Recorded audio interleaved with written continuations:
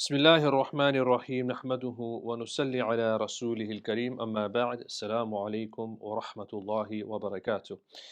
In this lesson we're going to be looking at the question of when you marry a sister and you divorce her, when can you marry the other sister? So remember, in the Quran Muslims are prohibited from being married to two sisters at the same time.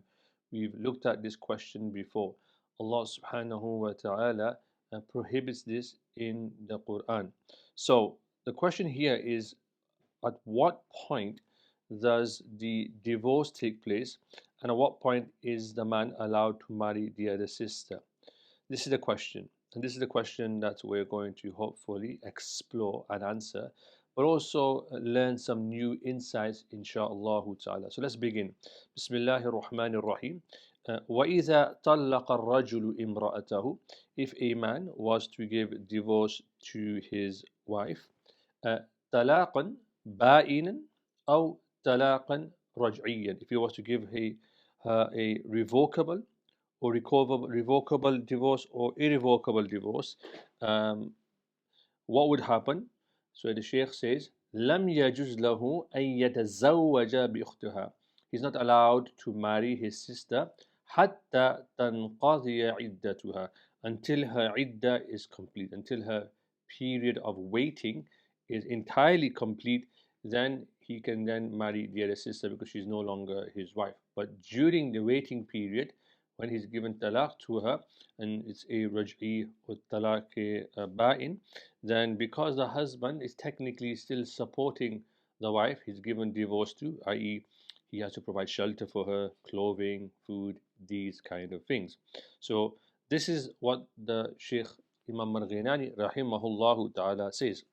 Imam Shafi'i, may Allah be pleased with him, has a different position, and then he says here, إن كانت العدة عن طلاق بائن أو ثلاث يجوز لانقطاع النكاح بالكلية إعمالا للقائد، ولهذا لو وطئها مع العلم بالحرمة يجب الحد. So there's two things Imam Shafi'i mentions here. The first thing he mentions that when he does give the wife talaq, talaq ba'in or the free, then he's actually allowed to marry the other sister. The reason he gives this lamb, he is telling you why, because the nikah is completely over. He's no longer married to the first sister. إِعْمَالًا لِلْقَاطِعِ, it's cut off. There's a cutting off here, if you like. And so according to Imam Shafi'i, this is no longer a nikah. He's permitted to marry the other sister. That's one response he gives. And then what he also does, and this is training you in judicial thinking, is that he looks at another mas'ala, another question, and says, well, we do this in another mas'ala. So he says, and this is label B here. So we've talked about the first one, and B is that he says that, well, if he was knowingly to have intercourse with this first wife, it would become considered or likely for had punishment. So she would receive, or they would receive a had punishment. So there's two things Imam Shafi has mentioned.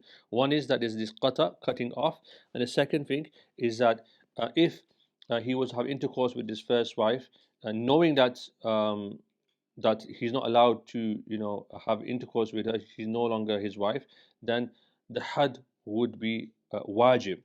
We have to respond to both A and both B here. So we're going to respond to them in order. So let's start with A. وَلَنَا أَنَّ النِّكَاحَ الْأُولَى. We say, this is our response, a very straightforward response. أَنَّ النِّكَاحَ الْأُولَى قائم لبقاء أحكامه كالنفقة والمنع والفراش والقاطع تأخر عمله ولهذا بقي القيد. Right? So this is what he's saying.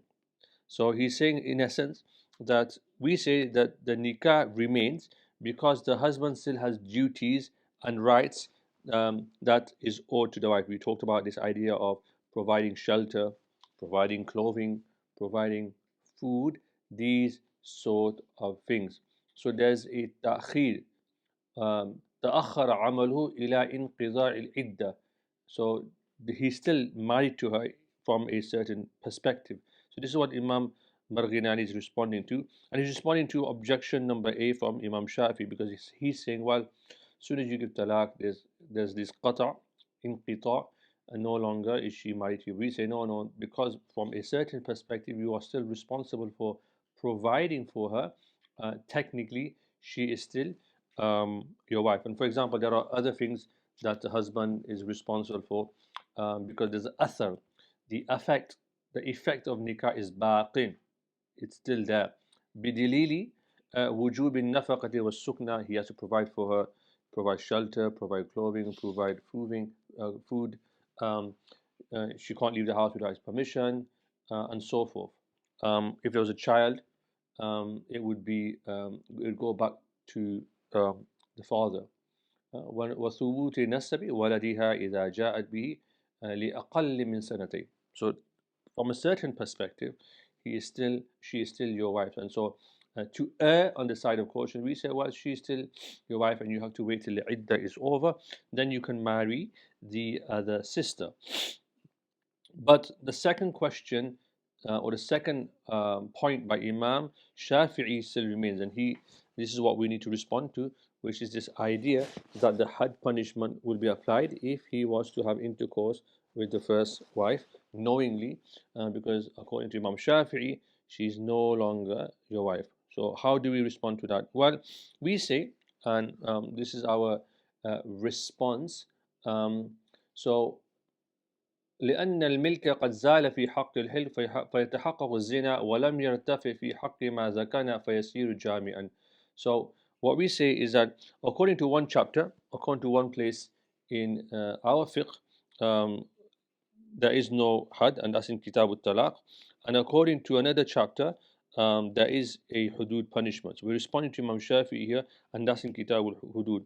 When we say in Kitab al-Talaq there is no had punishment, um, so this is because there's some shubha here.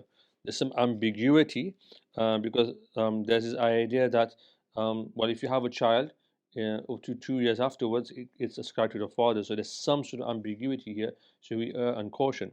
But in Kitab al-Hudud, they say, well, she's not your wife. There's no ownership established. And therefore, if you were to have intercourse with this woman in Kitab al-Hudud, it would be considered fornication. So in sum, the safest position hudud would be to apply the hudud punishment, and the safest position in Kitab al-Talaq is that she would still remain your wife. She would still remain your wife. So in Kitab al-Talaq there's no had punishment. In Kitab al-Hudud there's a had punishment. So we have these two positions. How do we resolve them? How do we resolve these two questions, Kitab al-Talaq and Kitab al-Hudud, which seem to be saying, one seems to be saying we have to do had, it leads to had. Another one says we need to stop him being married to two sisters at the same time. And the way you resolve this is very, very simple. And there's an usul here that comes to play. And the usul is this one. وَإِذَا اجْتَمَعَ الْمُقْتَدِي وَالْمَانِعِ يُقَدِّمُ الْمَانِعِ. What does that mean? So when you have two positions, one is the muqtadi, which is saying that you must apply the had punishment as based on Kitab al-Hudud. So it's saying the consequence of this action should be the had. And then you have a mani, which is the opposite, which is saying something is preventing something, which is that it's preventing jam'a bayn al-ukhtayn, preventing marriage with two sisters at the same time. The usul is yuqaddimul mani. We will give preference to the mani. In other words, what we will do is we will say, um, we will prevent situation where he is married to two sisters at the same time. So we will give preference to that, if that makes sense. And that's the basic way of talking about this masala. Very, very watertight, very, very interesting. And inshallah, if you have any questions, you can ask in the comment section, and I will try and respond to them when I can. Barakallahu feekum. Assalamu alaikum wa rahmatullahi wa barakatuh.